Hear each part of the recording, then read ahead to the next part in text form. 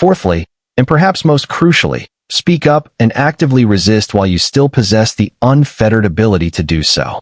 Because once this pervasive infrastructure of control is fully completed, once dissent itself becomes financially unviable and impossible, it will, tragically, be too late.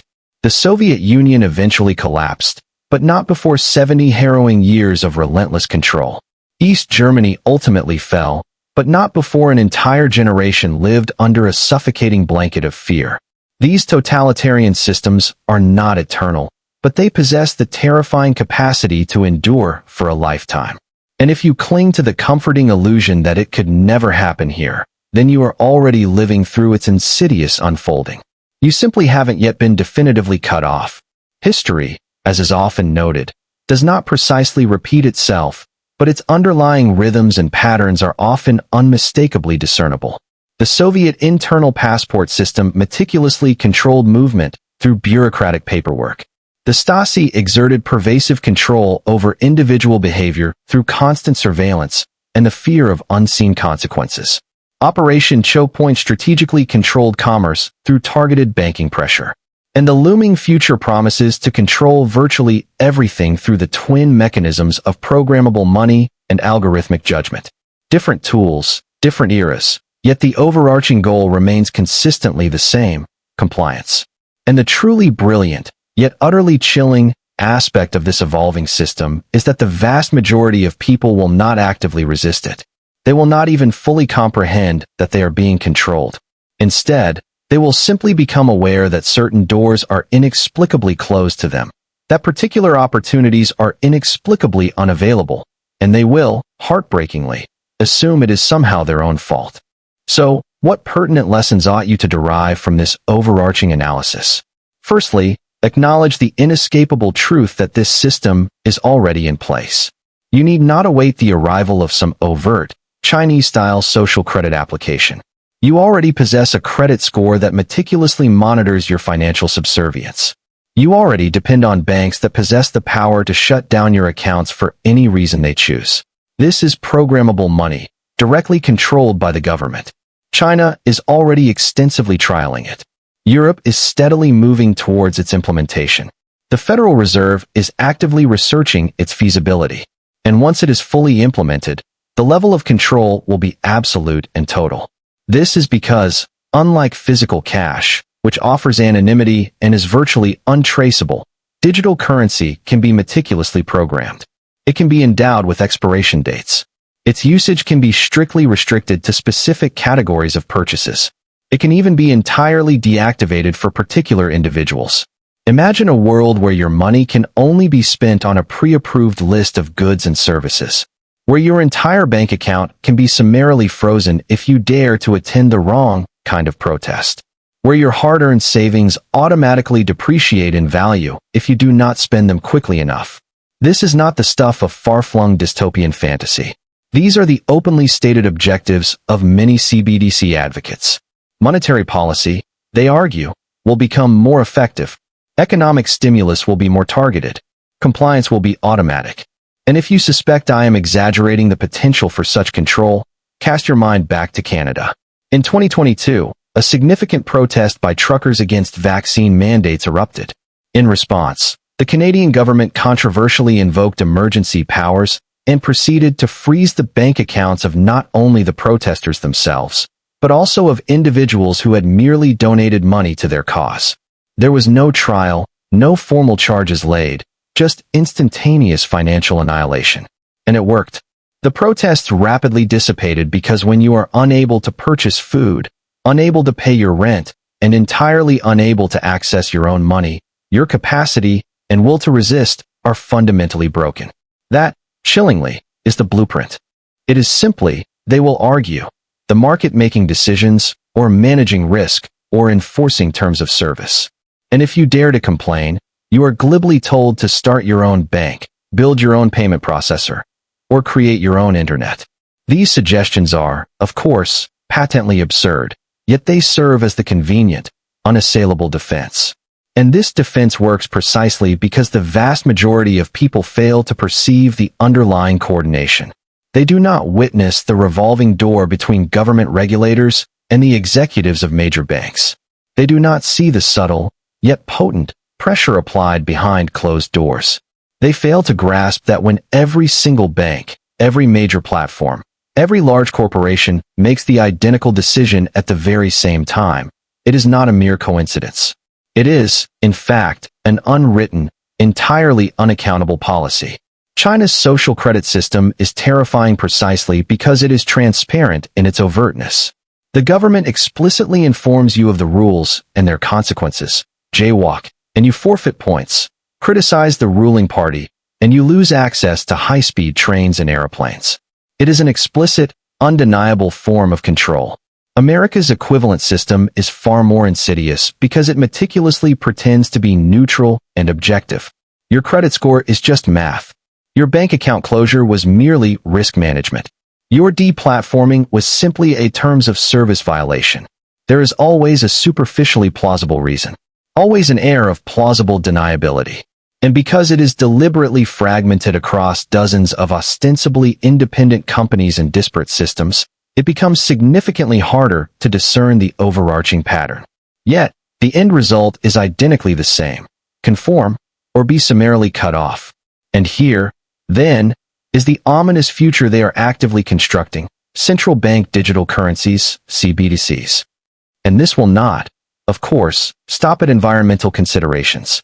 Once the underlying infrastructure is firmly established, virtually any aspect of human behavior can be subjected to scoring. Do you associate with individuals deemed undesirable? Do you frequent websites considered problematic? Do you express opinions or say the wrong things online? The raw data necessary for such comprehensive scoring is already being relentlessly collected. It simply has not yet been fully weaponized, but the ominous prediction is that it will be. Observe the recurring pattern here. The Soviet Propiska system effectively controlled where you were permitted to live. The Stasi's meticulously compiled files held sway over your career trajectory and your social reputation. Operation Choke Point exercised control over your ability to conduct business by applying banking pressure. And the impending ESG system, once fully deployed, will ultimately control your access to essential capital. Different systemic architectures, operating in distinct historical eras, yet invariably employing the same fundamental mechanism. Compliance is actively rewarded, while any form of dissent is severely punished. And the nature of this punishment is not necessarily imprisonment. It is, far more insidiously, exclusion. And exclusion, within the intricate web of a modern economy, is arguably a far more effective form of punishment than incarceration. This is because you are not transformed into a martyr, a symbol of resistance. You are simply left broke, rendered invisible, and effectively erased from economic participation.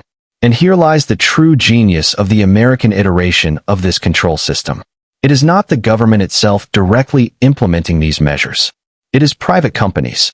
This cleverly sidesteps any potential constitutional violations. There is no specific law to challenge in the courts. There is no discernible dictator to overthrow. Are they committed to carbon neutrality? Do they boast a diverse and inclusive leadership structure? Do they actively support what are deemed to be the correct social causes? Companies that achieve high ESG scores benefit from preferential loan terms, more favorable insurance rates, and enhanced access to crucial investment capital. Conversely, companies that register low scores find themselves systematically frozen out of these vital financial lifelines. And here is where this potentially becomes profoundly personal. The application of ESG principles is rapidly expanding beyond the corporate realm. Certain banks are already actively experimenting with the implementation of ESG scores for individual customers. Imagine a future world where your bank tracks not merely your expenditure, but also the specific nature of your purchases. Did you purchase a plane ticket for a holiday? That's considered detrimental to the environment, resulting in a low score. Did you make a donation to a political cause deemed incorrect or problematic by the prevailing narrative? That's socially questionable, another low score.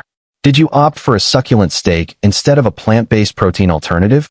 That's unequivocally not sustainable, yet another reduction in your score. And just like your traditional credit score, your personal ESG score could ultimately dictate whether you are eligible to receive a loan, whether you can purchase a home, or even whether you possess the financial latitude to establish a new business venture. This is not some far-fetched conspiracy theory. It is already being actively trialed. Banks across Europe are currently piloting programs that offer more attractive interest rates to customers who consistently make environmentally friendly purchases. This might sound appealing on the surface until you fully grasp the implicit flip side. If you fail to comply with these prescribed behaviors, you will be compelled to pay more. Left-wing activists have found themselves abruptly cut off from essential crowdfunding platforms. Small business owners have been mysteriously flagged by inscrutable algorithms and shut down without any meaningful explanation. Crypto entrepreneurs have been systematically denied basic banking services because banks unilaterally deem cryptocurrency too risky, despite its legality. And each time, the explanation provided is invariably vague and evasive. Risk assessment. Terms of service violation. Regulatory concerns. But the emerging pattern is chillingly clear. If the system, in its collective form, dislikes what you do, who you are, or what you choose to express, it possesses the power to erase your entire economic existence. And the truly terrifying aspect of this reality is that it is all perfectly legal. This is because these are, after all, private companies. They are legally entitled to refuse service to whomever they choose. The government is not directly issuing explicit orders to them to shut you down, so it ostensibly avoids becoming a First Amendment issue. And because there isn't a single, overarching monopoly, you are, technically speaking, free to attempt to find another bank or another platform. However, this freedom is an illusion. When every bank uniformly adopts the same risk models, when every major platform adheres to the identical, unspoken policies, when the entire industry moves in a coordinated, lockstep fashion, then there genuinely is no alternative. You are simply, definitively out. Now, let's turn our attention to ESG, environmental, social, and governance scores. If this concept is unfamiliar to you, it would be wise to pay very close attention, because this represents a significant facet of our collective future. ESG is fundamentally a rating system designed for corporations. It meticulously measures how effectively a company aligns itself with an array of progressive social and environmental objectives. The publicly stated objective was to combat financial fraud by exerting intense pressure on banks to sever their ties with industries the government unilaterally deemed to be high risk. This included sectors such as payday lenders, licensed gun dealers, tobacco shops, and online gambling sites. The government, crucially, did not declare these businesses illegal.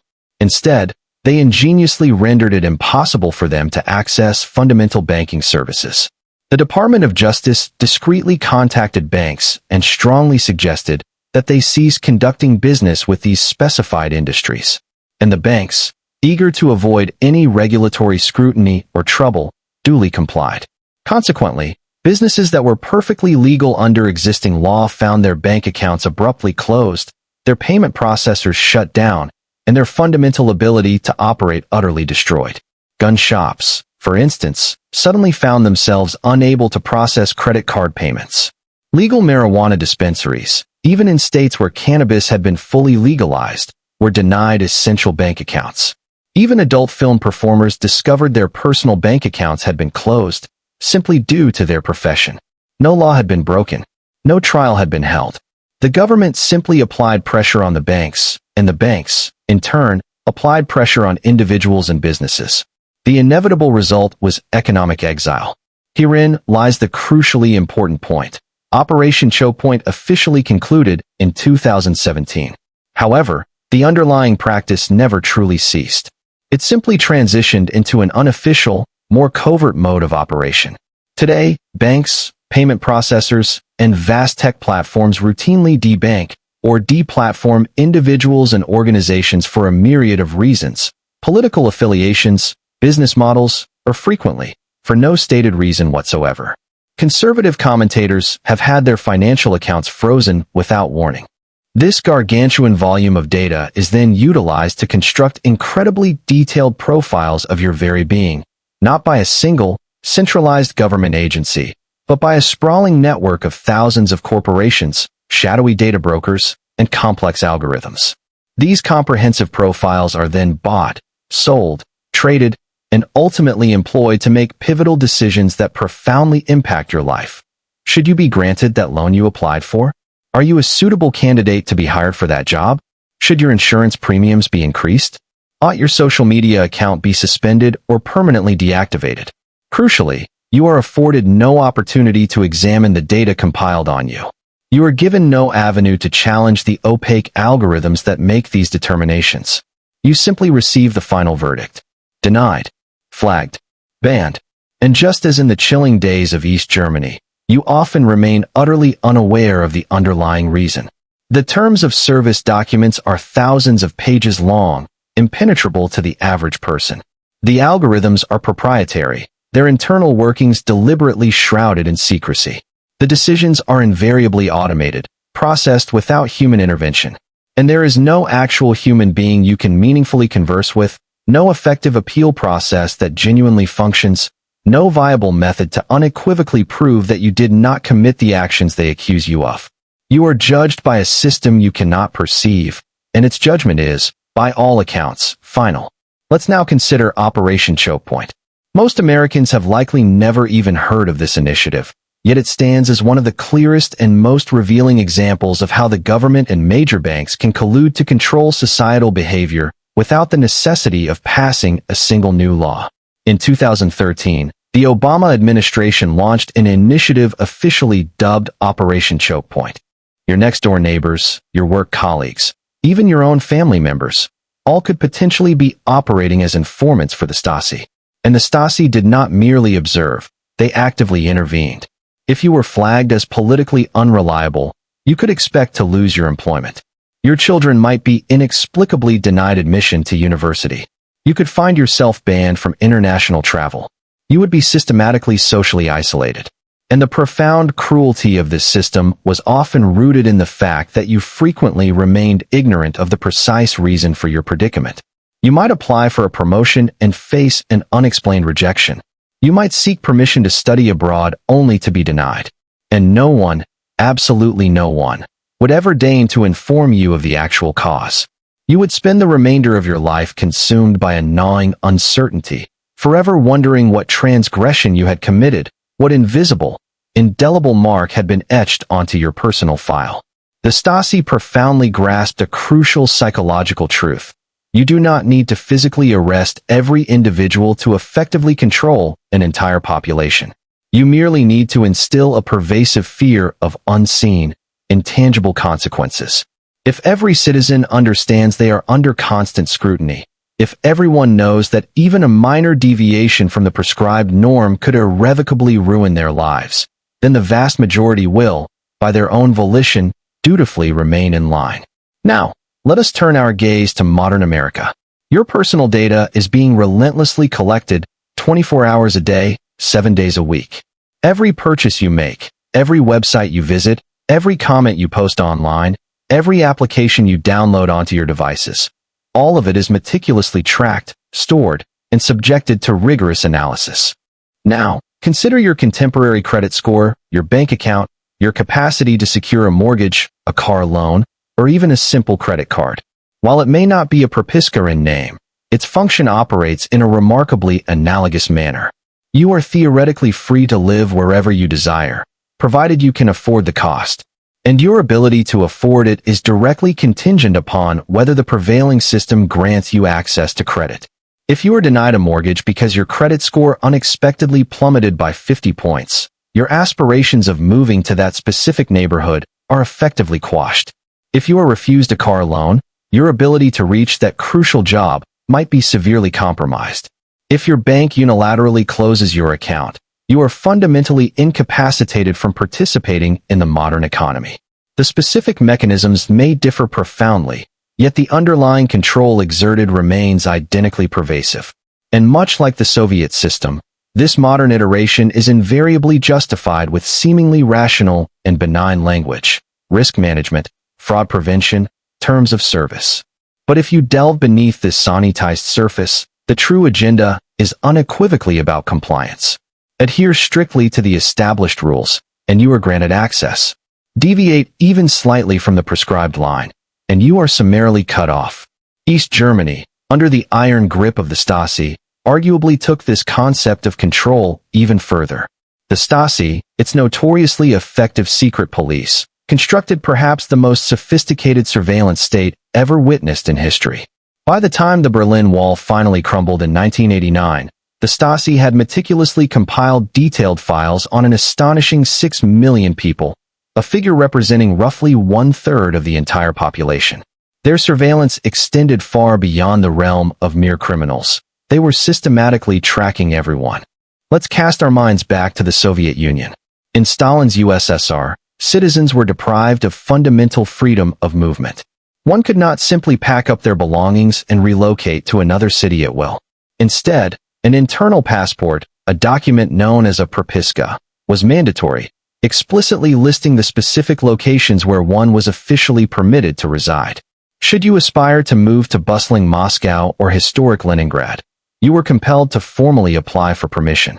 This permission was granted based on a stringent assessment of your perceived usefulness to the state, your unwavering political reliability, and your established social standing. If you were deemed a model Soviet citizen, fiercely loyal, highly productive, you would typically gain access. Conversely, if you were politically suspect, if you hailed from a disfavored class background, or if a member of your family had been subjected to the purges, your application would invariably be denied. And without the correct, official stamp within your passport, you were effectively barred from securing employment, renting an apartment, or accessing essential government services. You were, in essence, functionally exiled within the very borders of your own country. The propiska system was never publicly presented as a tool of oppression. Instead, it was cunningly marketed as an imperative for efficiency. The state, it was argued, needed to manage its scarce resources, prevent urban overcrowding, and maintain public order, all seemingly reasonable explanations. However, the insidious result was a populace that could be controlled not primarily through the terror of gulags and firing squads, though those brutal instruments certainly existed, but through the mundane power of paperwork. Deny an individual the requisite official documents, and you could effectively dismantle their entire life without ever physically laying a finger on them. Even then, the arduous process of rectifying such errors can often drag on for months, or even years, leaving your life in an indeterminate state of suspension and limbo. Let's now consider an additional, equally troubling layer of control. Banks possess the unilateral power to close your account for virtually any reason they deem fit. They might decide you represent too high a risk, that your activities are too controversial, or simply that you are not sufficiently profitable for their business model, and proceed to shut down your account. There is no formal trial, no right of appeal, and often, no explanation is even required. This is not a theoretical conjecture. It is a chilling reality unfolding right now. In recent years, banks have unceremoniously closed accounts belonging to individuals whose political views they disapprove of, whose businesses they find objectionable, or who were simply flagged by an opaque algorithm that these individuals will never be permitted to see or challenge. This pervasive practice is known as debanking, and it represents one of the most potent weapons that any system can deploy. This is because, in a modern, digitized economy, one simply cannot function without an active bank account. Without it, you cannot receive your wages, you cannot pay your rent, you cannot purchase anything online. You cannot even indefinitely stash physical cash under your mattress, as landlords, employers, and government agencies increasingly demand and rely upon electronic transactions. Once you are debanked, you are, in essence, economically erased. You may physically exist, but the system, by denying you access, effectively pretends you do not. Does this scenario sound eerily familiar? It should, because this precise system of control has been wielded before, not within the framework of democracies, but by authoritarian states that sought to establish total dominion over their populations without the need to fire a single shot. The prevailing illusion is that your credit score serves as an objective measure of your financial responsibility, an impartial calculation based purely on your history of bill payments. However, this interpretation distorts its true function. Your credit score is, in fact, an elaborate behavioral tracking system. It meticulously monitors your degree of subservience to the financial establishment. Do you engage in borrowing? Do you consistently pay interest? Do you sustain debt for a sufficient period to render you profitable, yet not so long as to risk default? These are the behaviors it actively encourages and rewards. Paradoxically, if you have assiduously avoided borrowing money throughout your life, choosing instead to live entirely debt-free, your credit score will penalize you for it. You become an invisible entity within the system, a ghost. The system, by its very design, harbors a deep distrust for individuals who choose not to engage in its intricate game. Pause for a moment and reflect on the profound irony of this situation. In a nation that proudly espouses and celebrates the virtues of financial independence, its very scoring mechanism punishes you precisely for not being dependent. And here lies the most alarming revelation. The fate of your score rests not with the government, nor with any democratically elected officials, but with three private entities: Equifax, Experian, and TransUnion. These are corporations with whom you have never entered into a contract, with whom you have never explicitly agreed to work, yet they ceaselessly amass vast quantities of data about you without your overt consent. Should these companies make an error, perhaps erroneously flagging you as delinquent when you are not, or conflating your file with that of another individual, the burden of proving their mistake falls squarely upon your shoulders. In effect, you are presumed guilty until you can unequivocally prove your innocence. Americans often revel in a sense of moral superiority when it comes to the concept of freedom. The mere mention of China's social credit system typically elicits a reaction of profound horror. The notion of a government meticulously tracking every financial transaction, every online comment, every personal relationship, and then leveraging that extensive data to reward conformity and suppress dissent, strikes them as something plucked straight from the pages of dystopian science fiction. A nightmarish scenario, they believe, that could never conceivably unfold in their own nation. Yet, with a closer examination, one quickly discerns that this future has, in many ways, already arrived. It simply operates under different guises. Call them credit scores, ESG, environmental, social, and governance, ratings, debanking incidents, or even innocuous-sounding terms of service violations. These are not mechanisms designed for protection. They are, at their core, sophisticated systems of control. Indeed, if one delves into the intricate workings of these seemingly disparate systems, a stark realization emerges. America doesn't need to laboriously construct a social credit system from scratch. It already possesses one, albeit fragmented, privatized, and shrewdly cloaked in the guise of free market capitalism. Nevertheless, the ultimate outcome remains precisely the same: conform, comply, and remain within the established boundaries, or face the severe consequence of losing access to the essential financial infrastructure. Once you are locked out of this crucial system, navigating and surviving in a world where virtually everything necessitates a bank account, a healthy credit score, and the imprimatur of institutions that often operate without meaningful oversight, becomes an almost insurmountable challenge. They will then diligently strive to improve their score, to follow the rules with even greater meticulousness, to remain more subdued and quiet, and to assiduously avoid offending anyone. In doing so, they will, effectively, become their own prison guards. And that, without question, is the most ingenious and effective control system ever devised by humanity. Not the one that forcibly clamps you in chains, but the one that subtly persuades you to willingly don them yourself. If this perspective has offered you new insights, please consider hitting the subscribe button. History holds the answers, and I am here to guide you to where you can find them.